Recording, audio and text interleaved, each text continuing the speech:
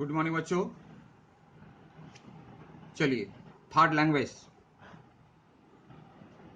Please 7 class का sir कि 8 class का, तो आज कंबाइन ले लेते हैं। क्यों? दोनों का एक ही है, वचन नंबर। तो आप दोनों किताब मिला करके रख लो, दोनों में एक ही चीज है, सिर्फ शब्द और थोड़े से वाक्य के बनावट में अंतर है। आप इसको कॉमन लेकर के चलो, ठीक है। तो निकालिए क्लास 7 के लिए लेसन नंबर 7 और क्लास 8 के लिए लेसन नंबर 6। दोनों में एक है, सिर्फ फोटो थोड़ा थोड़ा अलग है। मैं आपको वचन बता दूं, एग्जाम्पल आप पुस्तक में देख लेंगे, बहुत साधारण है। अब क्लास 8 में 7 में आ गए हो, नंबर तो क्लास 1 2 से ही पढ़ते आ रहे हैं, तोता की तरह रटते ही चलते आ रहे हैं, है ना। तो कुछ नई बातें होंगी मैं इसमें बता दूं, और निकालिए वचन। सबसे पहली बात कि वचन के कम से कम प्रसिद्ध 2 अर्थ हैं। साहित्य में यानी लिटरेचर में इसका अर्थ होता है प्रतिज्ञा, वचन, शपथ, ठीक है। और ग्रामर में इसका अर्थ होता है नंबर, संख्या। यही बेसिक थोड़ा सा डिफरेंस याद रखना, ठीक है। साहित्य में हिंदी में कहते हैं वचन यानी प्रतिज्ञा, शपथ, अंग्रेजी में इसको बोलते हैं ओथ, है ना। प्रण कथा दिलाम जाके बोली बांग्लाय, तो वो साहित्य में होता है, ग्रामर में नहीं। ग्रामर में इसका अर्थ होता है नंबर यानी संख्या से। वचन का अर्थ ही है होगा ग्रामर में संख्या, यानी यह संख्या को इंडिकेट करेगा, संख्या को इंडिकेट करेगा। तो बस इसी ट्रिक को थोड़ा समझ लेना है। यानी शब्द के जिस रूप से किसी एक शब्द के जिस रूप से एक या एक से अधिक, ध्यान देना क्या बोल रहा हूं, एक या एक से अधिक का पता चले वह वचन। पहली बात कि शब्द रूप क्या है, संज्ञा है, सर्वनाम है। अब इन दोनों शब्द रूपों से एक का पता चलता है या अनेक का। सब नहीं बोल रहा हूं मैं, सब नहीं, सब नहीं, याद रखना। एक या अनेक मीन्स मोर देन वन। एक हो या एक से अधिक, 2 है हाँ वो भी होगा, 3 है वो भी होगा।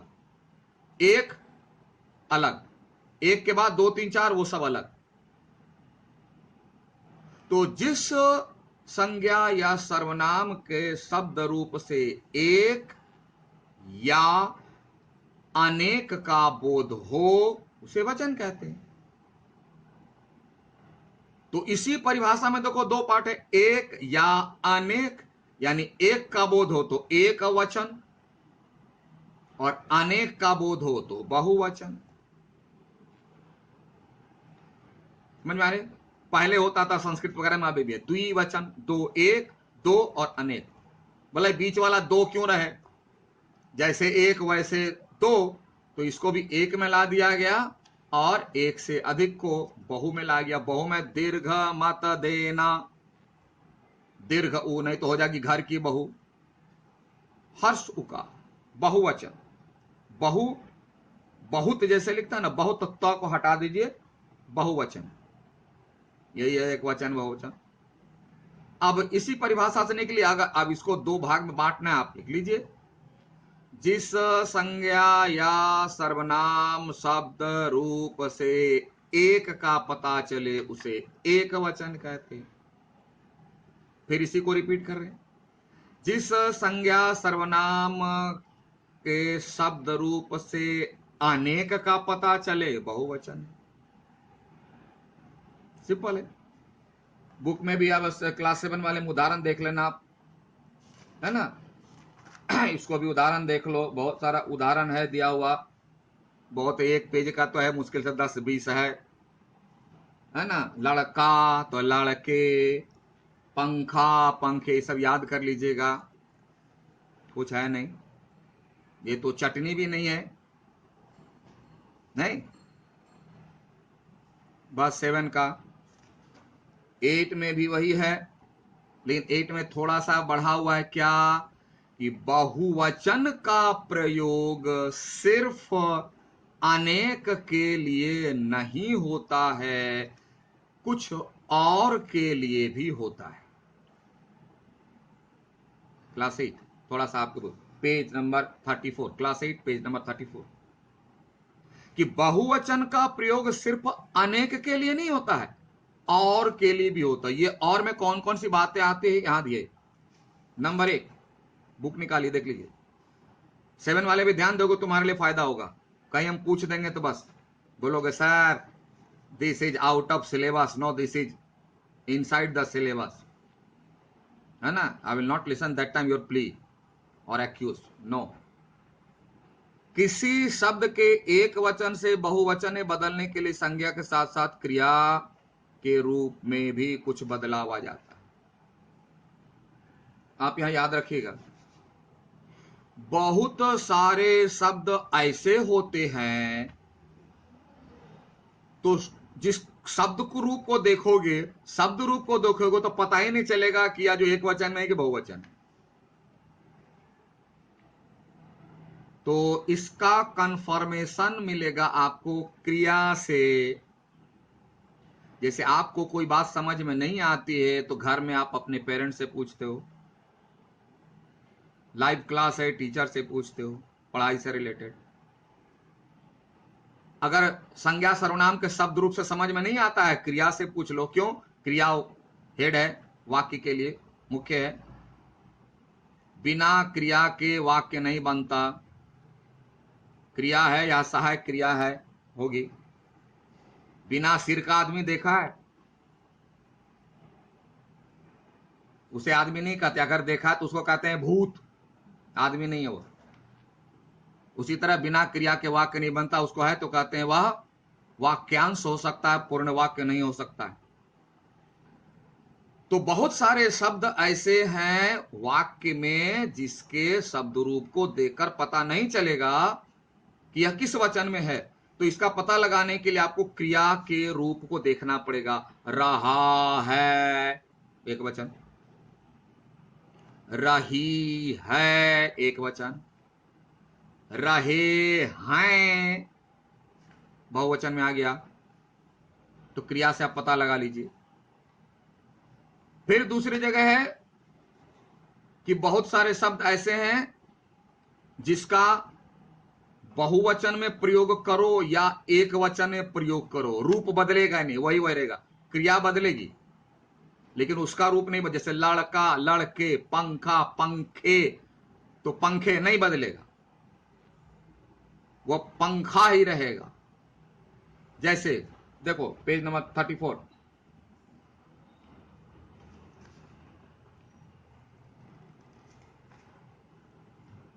भीड़ नहीं कहते हैं, भीड़े नहीं होगा।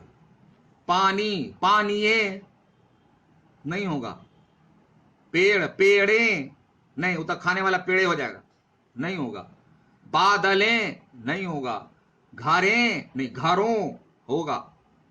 तो वाक्य पर निर्भर होता है कभी, लेकिन 99.9% नहीं बदलता है, क्रिया से आपका पता चलेगा। फिर जो है स्पेशल खास बात कि बहुवचन का प्रयोग बड़ों को इज्जत देने के लिए किया जाता है। है एक वचन, लेकिन उन्हें इज्जत देने के लिए, सम्मान देने के लिए बहुवचन में कर। जैसे पिताजी आ रहे हैं, पिताजी आ रहे हैं, तो पिताजी तो एक ही है, सबके एक ही होते हैं, तो रहे हैं मतलब बहुवचन, एक अनेक है पिताजी, क्या नहीं। उन्हें इज्जत देने के लिए हैं का प्रयोग करते हैं, रहे। क्रिया जो है बहुवचन में होती है, उन्हें सम्मान देने के लिए। तो ये सम्मान देने वाली बात याद रखनी। सम्मान देने के लिए एक वचन के लिए बहुवचन क्रिया शब्द रूप का प्रयोग किया जाता है, ये खास बात है। और बहुत सारे संज्ञा शब्द ऐसे होते हैं पर उन्हें बहुवचन के समान प्रयोग किया जाता है। एक वचन में होते हैं, उससे इंडिकेट एक ही का होता है, लेकिन क्रियाएं जो है उसके लिए बहुवचन, एक तो व्यक्ति को सम्मान देने के लिए, और दूसरा क्रियाएं जो है बहुवचन में होती है। जैसे देखो, आंसू, आंसुओं नहीं हो, उसको करना पड़ेगा बहुवचन में क्रिया। हस्ताक्षर, सिग्नेचर, तो मैंने हस्ताक्षर कर दिए, दिए बहुवचन के लिए। मैंने हस्ताक्षर कर दिया गलत होगा। उसका प्राण निकल गया गलत होगा। उसके प्राण निकल गए यानी बहुवचन। तो बहुत कुछ शब्द ऐसे हैं जिससे एक का इंडिकेट होता है, लेकिन उसके लिए बहुवचन शब्द रूप में क्रिया का प्रयोग होता है। कोई दिक्कत नहीं है? तो चलिए, आज हम लोग बहुत छोटा सा लेसन हम लोगों ने देखा, वचन। और क्लास 8 वाले इधर जो है पेज नंबर 34 एंड 35 में दिया हुआ है, एक वचन पौधा, पौधे, इसको आप याद कर लेंगे, है ना। आप इसे याद कर लेंगे और दिमाग में रखेंगे भी, ताकि आप परीक्षा में लिख सकें। क्लास 7 वाले भी पेज नंबर 32 का याद कर लोगे। चिड़िया, चिड़िया कहाँ क्या लगता है इस हिसाब से। और चलिए, होमवर्क में भी थोड़ा दाग लगा लीजिए, अच्छा रहेगा। ऐसे मैं आपको इधर होमवर्क दे रहा हूं इस वीडियो के बाद में, लेकिन फिर भी आप लिख लीजिए। क्लास 7 पेज नंबर 32 का अभ्यास में नंबर 1 से लेकर 7 तक, 1 to 7 सब कॉपी में, सभी कॉपी में, और प्रश्न के साथ विद द क्वेश्चंस, है ना। If you write your answer without writing the question, I will not correct, I am not going to correct your answer, I will cut it और आई विल लीव इट। बिना प्रश्न लिखे उत्तर नहीं लिखना है, एक नंबर भी कॉपी में लिखना है। क्वेश्चन उसके बाद आंसर, क्वेश्चन उसके बाद आंसर, नंबर के साथ। नहीं लिखोगे मैं चेक नहीं करूंगा, पहले बोल रहे हैं। चलिए आइए, क्लास 8 वाले दाग लगाइए। क्वेश्चन का नंबर 1 से 8 तक, नंबर 1 से 8, 1 to 8।